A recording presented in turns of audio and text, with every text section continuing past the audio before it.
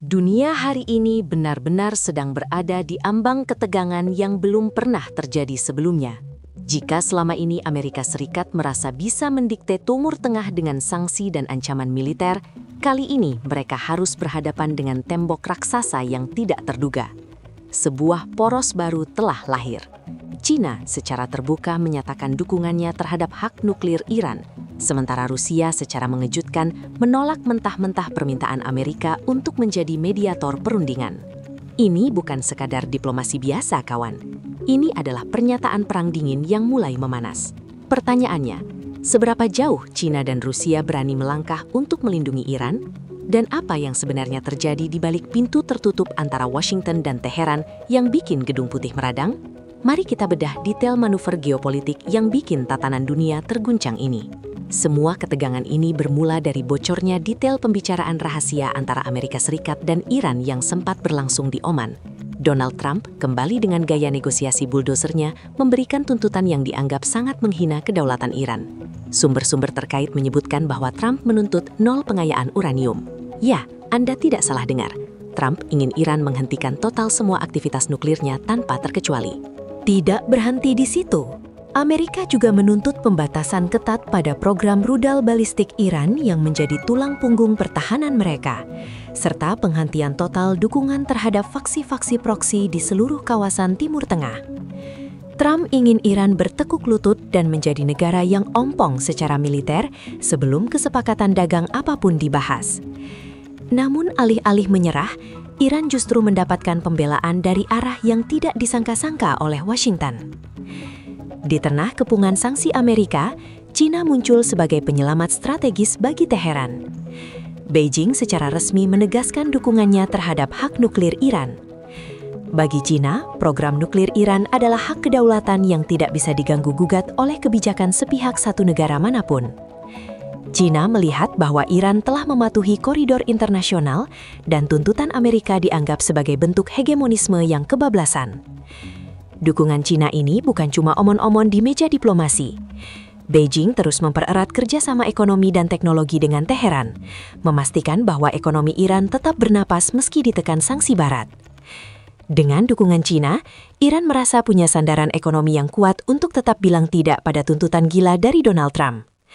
China seolah memberikan pesan pada dunia bahwa mereka tidak akan membiarkan sekutu strategisnya di Timur Tengah diruntuhkan begitu saja. Jika China bermain di level dukungan hak nuklir dan ekonomi, Rusia mengambil peran yang lebih tajam di bidang diplomasi dan militer. Amerika Serikat sebenarnya sempat berharap agar Rusia bisa menjadi jembatan atau mediator untuk melunakkan sikap Iran dalam perundingan terbaru. Namun hasilnya justru sebaliknya. Rusia secara tegas menolak untuk memediasi perundingan AS-Iran. Moskow menilai bahwa Amerika Serikat tidak memiliki iktikat baik dan hanya ingin menggunakan Rusia untuk melegitimasi tuntutan mereka yang tidak adil. Penolakan Rusia ini adalah tamparan keras bagi diplomasi Amerika. Dengan Rusia yang menarik diri dari peran mediator, pintu dialog diplomatik kini hampir tertutup rapat. Rusia lebih memilih untuk berdiri berdampingan dengan Iran, memperkuat aliansi pertahanan mereka yang semakin hari semakin intim.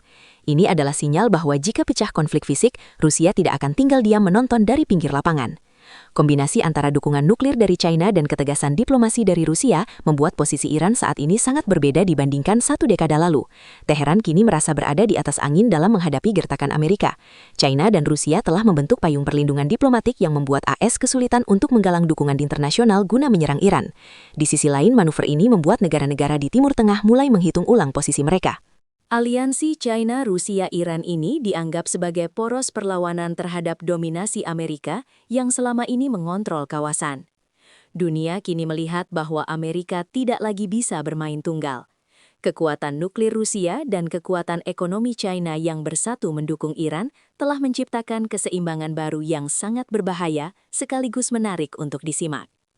Pada akhirnya, kita sedang melihat sejarah yang sedang ditulis ulang.